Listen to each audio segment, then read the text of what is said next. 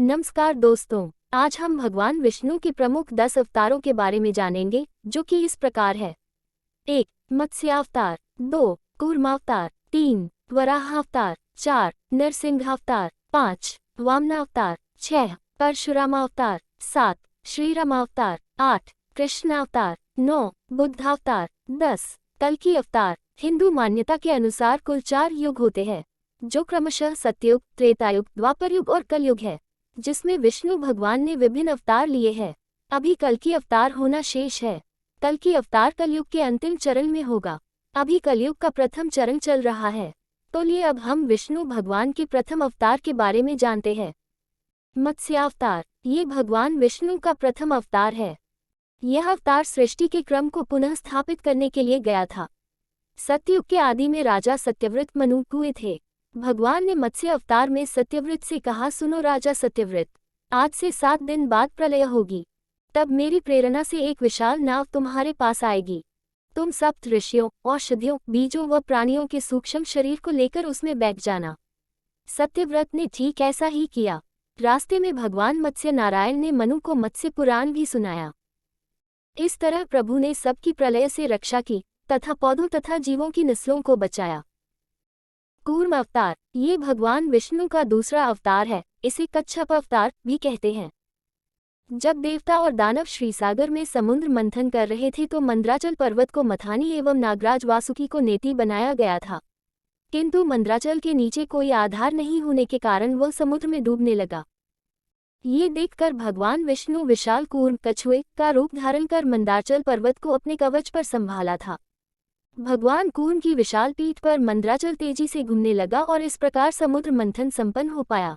वराह अवतार। ये भगवान विष्णु के तृतीय अवतार थे। इन्हें शुक अवतार भी कहते हैं। इस अवतार में मुख शुक का था, लेकिन शरीर इंसान का। ये भद्रप्रद शुक्ल पक्ष की तृतीया को अवतरित हुए थे। इस अवतार पर 18 पुराणों में से एक पुराण वराह पुराण भी है। एक समय राक्षस राज हिरण्याक्ष ने जब पृथ्वी को जल में डुबो दिया था, तब ब्रह्मा की नाक से भगवान विष्णु वराह रूप में प्रकट हुए। भगवान विष्णु के इस रूप को देखकर सभी देवताओं व ऋषि मुनियों ने उनकी स्तुति की। सबके आग्रह पर भगवान वराह ने पृथ्वी को ढूंढना प्रारंभ किया। अपनी थूथनी की सहायता से उन्होंने पृथ्वी का पता लगा लिया और समुद्र के अंदर जाकर अपने दांतों पर रखकर वे पृथ्वी को बाहर ले आए। हिरण्याक्ष और वराह के मध्य भीषण युद्ध हुआ। अंत में भगवान वराह ने हिरण्याक्ष का वध कर दिया। इसके बाद भगवान वराह ने अपने खुरों से जल को स्तंभित कर उस पर पृथ्वी को स्थापित कर दिया। नरसिंह अवतार। नरसिंह मानव सिंह को पुराणों में भगवान विष्णु के अवतार है। अवतार में विष्णु आधे मानव और आधे सिंह के रूप में प्रकट हुए थे। इनका सिर एवं धड़ तो मानव का था, लेकिन चेहरा एवं पंजे सिंह शेर की तरह थे। यह अवतार प्रहलाद की रक्षा एवं दुष्ट हिरण्यकश्यप के संहार के लिए लिया था। ब्रह्म से हिरण्यकश्यप को यह वरदान था कि उसकी मृत्यु न धरती में, न आकाश में, न दिन में, न रात में, न अस्त्र से, न शस्त्र से, न देवता से, न दानव से, न पशु से, न पक्षी से होगी। इस घमंड से फलीभूत होकर वह अत्यंत शक्तिशाली और अत्याचारी हो गया। वह अपने आप को भगवान मानता था और जो विष्णु की पूजा करता था उसे मृत्युदंड देता था। जब हिरण्यकश्यप को ये बात पता चला कि उसका पुत्र प्रहलाद विष्णु की पूजा करता है, तो उसे खूब समझाया। फिर भी जब प्रहलाद नहीं माना तो हिरण्यकशिपु ने उसे मृत्युदंड देने का निश्चय किया। उसे सांप के बीच छोड़ दिया, पहाड़ से गिरा दिया, लेकिन प्रहलाद हर बार विष्णु की कृपा से बच गया।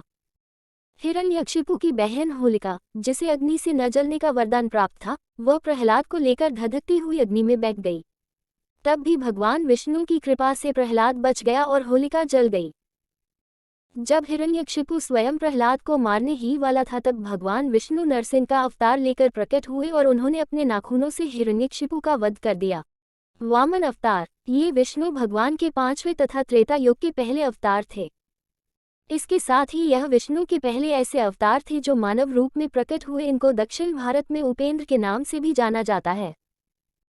में सत्ययुग में प्रसाद के पौत्र दैत्यराज बलि ने स्वर्गलोक पर अधिकार कर लिया। सभी देवता इस विपत्ति से बचने के लिए भगवान विष्णु के पास गए।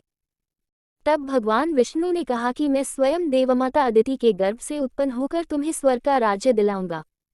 कुछ समय पश्चात भगवान विष्णु ने वामन अवतार लिया। एक बार जब बलि महान यज्ञ कर रहा था तब भगवान वामन बलि की यज्ञशाला में गए और राजा बलि से 3 पग धरती दान में मांगी। राजा बलि के गुरु शुक्राचार्य भगवान की लीला समझ गए और उन्होंने बलि को दान देने से मना कर दिया। लेकिन बलि ने फिर भी भगवान वामन को 3 पग धरती दान देने का संकल्प ले लिया। भगवान वामन ने विशाल रूप धारण कर एक पग में धरती और दूसरे पग में स्वर्गलोक नाप लिया। जब तीसरा पग रखने के लिए कोई स्थान नहीं बचा तो बलि ने भगवान वामन को अपने सिर पर पग रखने को कहा।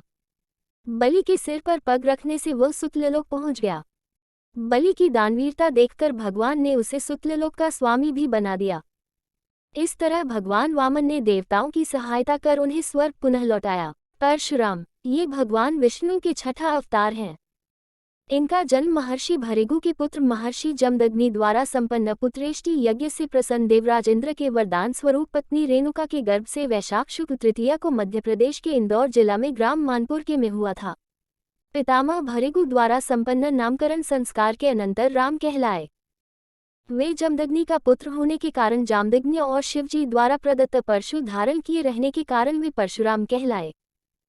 जब जमदग्नि को कीर्तिवीर्य नामक राजा ने ठगा तो परशुराम ने उसका वध कर दिया, लेकिन ऐसा करने से जमदग्नि की कीर्तिवीर्य के पुत्रों ने हत्या कर दी।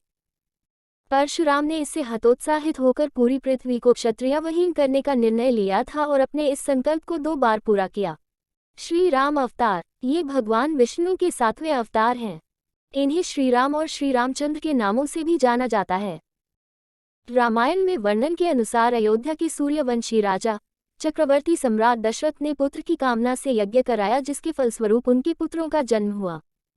श्री राम का जन्म देवी कौशल्या के गर्भ से अयोध्या में हुआ था। श्री राम जी 4 भाइयों में सबसे बड़े थे। हर वर्ष चैत्र मास के शुक्ल पक्ष की नवमी तिथि को श्री राम जयंती या राम नवमी का पर्व मनाया जाता है। त्रेतायुग में राक्षस राज रावण का बहुत आतंक था। उससे देवता भी डरते थे। उसके वध के लिए विष्णु ने राजा दशरथ के यहाँ माता कौशल्या के गर्भ से पुत्र रूप में जन्म लिया। श्री कृष्ण अवतार, ये भगवान विष्णु के 8वें अवतार थे। इन्हें कान्हा, गोपाल, केशव, द्वारकीश या द्वारकाधीश, वासुदेव आदि नामों से भी उनको जाना जाता है। इनका जन्म मथुरा में हुआ था। उनके पिता का नाम वसुदेव और माता का नाम देवकी था।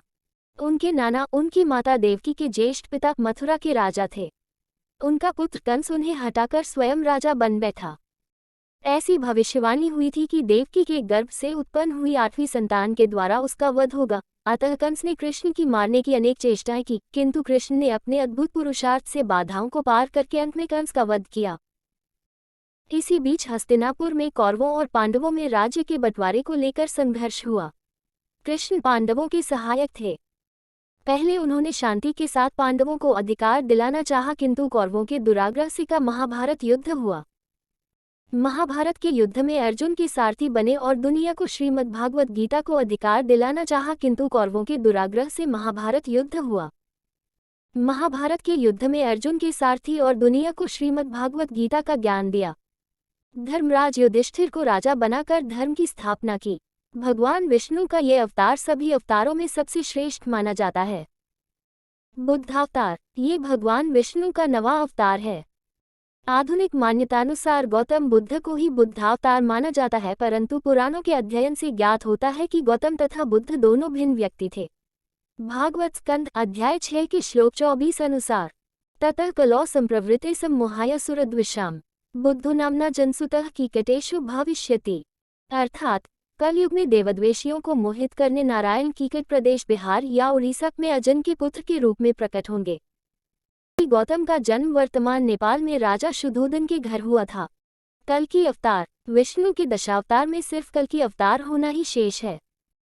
भविष्य पुराण अनुसार भगवान विष्णु का अगला अवतार कलयुग के चौथे चरण में उत्तर प्रदेश राज्य के शंभल नामक शहर में विष्णुयशा नामक ब्राह्मण के घर में होगा। ऐसा कहा गया है कि कल्कि अवतार श्वेत अश्वत्थ सफेद घोड़े पर आरूढ़ हो प्रज्वलित खड्ग धारण कर मानव के रूप में अवतार लेकर स्वर्ण युग की पुनः स्थापना कर मानव जाति का कल्याण करेंगे।